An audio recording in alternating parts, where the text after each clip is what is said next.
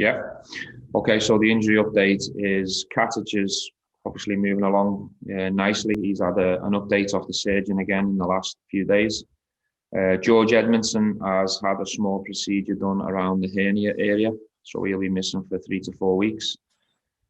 Scott Arfield's progressing well. He's stepped his rehab up in terms of the gym and activities that he's doing, so he's in a positive place.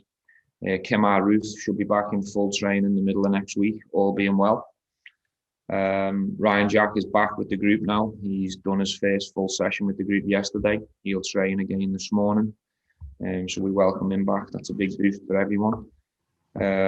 Will he be involved against Motherwell is a decision I'll make probably after today's session. That might be one we have to be patient for a little bit longer with, but he is back in the group and for sure he'll be involved next week, but we'll see how he looks this morning before we make a decision on Motherwell.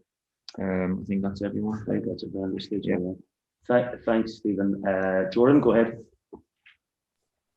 Morning, Stephen. Steve Davis obviously set to make his 300th appearance at the weekend. When you brought him in, obviously as an older head, has he even surpassed your expectations of how much an influence he would have on the group? In certain ways, yes, but as a footballer, no. He's someone who I've competed against more than enough. He's someone who I've obviously watched very closely for many, many years before I got the opportunity to work even closer with Steven. So from a football point of view, no, I knew he was a top professional. I knew he was a competitor and a wonderful footballer. But when you work with someone on a daily basis and you see how they go about their routine, you see the focus, you see how low maintenance they are, and the sacrifices they make to be the best version of themselves. Steven is really at the forefront of that. So in many ways, yes, he has surprised me, but not as a footballer or the level that I know he can play at, because I knew that firsthand from competing against him. Raman, go ahead, please. Hi, Stephen. Derek told us that you'd spoken to him about Scott Wright. I appreciate he's a player at another club, but I wondered if there's a deal to be done. You're keen for that deal to be done in this window? I think what we're keen to do is to do everything right and be respectful to Aberdeen and Derek and also Scott as well. Things are progressing well in terms of trying to get it tied up for next season. I think that's the priority. Had a conversation with Derek after our game, which I felt was the right time to do it. We didn't want it to interfere with either side's preparations going into that game. And if it can be done in this window, that would be a bonus and a boost to us. Having said that, we want to be respectful to the opposition and Scott himself. So I need to leave that now to the people that talk above me in terms of the Aberdeen board and Rangers board. If something can be done, then great. If not, the priority for me is to get it tied up for next season. Charles, go ahead, please. Stephen, just following on from that, obviously Ross McCrory is going to join in Aberdeen at the end of the season. Is there something within his deal that could be worked around, perhaps bringing Scott to the club this month, or are those two completely separate issues in your view? Listen, I think boards talk, the money men will talk, and I'm sure in the conversations they'll have everything on the table in terms of possibilities to try and get this done in the coming weeks. There's different options. There's a possibility of maybe one of our players going the other way. There's a possibility of cash up front, and I don't know where the Ross McCrory deal lies in terms of what needs to be done and what doesn't need to be done, but I'm sure that's another possibility as well. But as I say, the main thing here is to do things right and properly. That's the reason why I had the conversation with Derek. There was already talks above myself and Derek prior to that conversation. So look, it's a case of us respecting the situation where it's at. If a deal can be done in the short term, great, from my point of view. If not, we might have to be patient and wait for the summer. But we are extremely close in terms of having it done for the summer. Craig Vickers, please. Morning, Stephen. Just looking Morning. ahead to Sunday, what do you expect from Motherwell with our new manager in charge? Well, look, a manager always goes in and tries to put his own stamp on things. Normally, you get a bit of a bounce and a boost, and you galvanise your players, and people normally get a fresh start and a fresh slate to work from.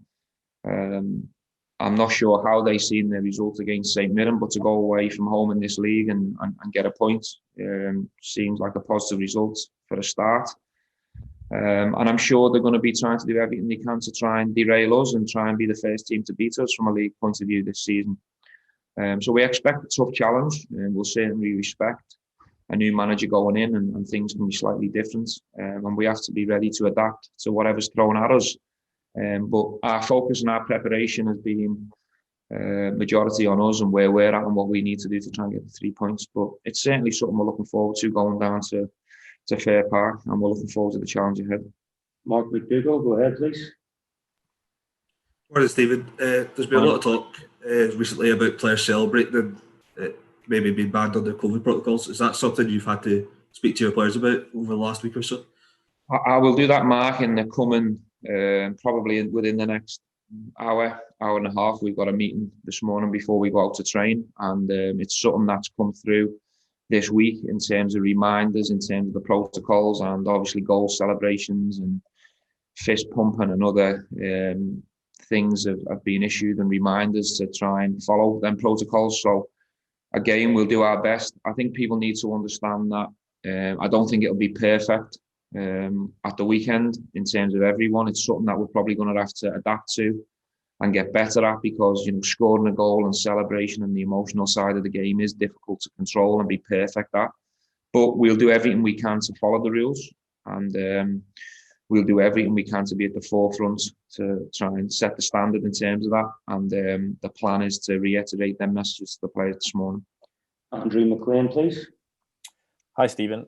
Aside from Scott Wright, are you confident that you'll be able to get any other business done this month? Look, I think it's you never say never in these situations, because things can change pretty quickly. I don't foresee any more additions, but I do know that there's quite a bit of interest around some of our players as well. So that'll also depend on who goes out the door, what we decide to do in terms of incomings. As I said previously in the interview, if we could get Scott in the door, that would be a major boost and something that we would welcome. But I don't think we're in a situation where we need to make many additions where we are right now. But I do predict there will be movement in the coming weeks, because the phone is starting to warm up in terms of interest in our own players. So I can't give you any names or anything that's going privately, but there is definitely action in the background. David Edgar, please. Morning, Stephen. Good morning.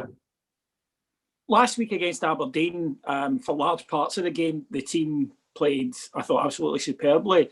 And is this the time of the season where if you like, almost the pre-season work kicks in, because there was a freshness about the side last week? I think having the full week to prepare in terms of our energy and our organisation, I think for large periods of the game, you could really see the benefits of that, having some training ground time and having a couple of days off to really re-energise the team and the squad. In terms of what we work on pre-season, it's something we try and maintain all the way through the season. But you could see quite clearly for large periods of the game, our domination, our organisation, how we wanted to play. We had a couple of real big players in top form at the weekend. I thought our front players were really dangerous. I thought the movement was at a high level for the majority of the game. At 2-0, we sort of come off our standards a little bit. We never adapted in the game to the scoreline. And we had a couple of nervy moments within that. But I think now analysing the game and debriefing the game to go up to Aberdeen on the back of an old firm, and win the game and dominate for large periods. I have to give the players a lot of credit for that, because it's a tough fixture anyway. But to go up there in New Year on the back of an old firm, and obviously leading into that game, the talk was that Aberdeen were going to be different, and they had everyone available and fit and ready. I thought we were really good and really strong on the day for the majority of it. Andy Newport, please. Hi Stephen, just going back to Jack, just with his injury sort of record over the last couple of seasons, is his load something you're going to have to manage over the remainder of the season, just to make sure you can steer away from sort of any more sort of niggles that keep him out of the team? Look, we've always tried to monitor the load of all the players. Players are all different in different areas in different ways.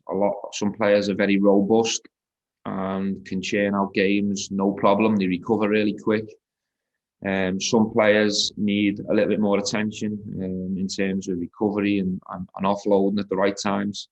Jacko's a difficult one because he's so important. He's a player we rate very much. I don't think I have to go on record to tell you guys what I think of him and what we think of him, because I've done it so many times. His consistency levels have been superb. So it is a difficult one because you want him in the team as much as possible, and he wants to be in the team as much as possible. But it's something that we've spoke to Ryan about. It's something we've had conversations with Steve Clarke about. And the reality is that Ryan does need looking after, different than some other players. And it's something we'll try and keep an eye on and try and make him available as much as we can, because he's so important to both club and country, especially at this stage.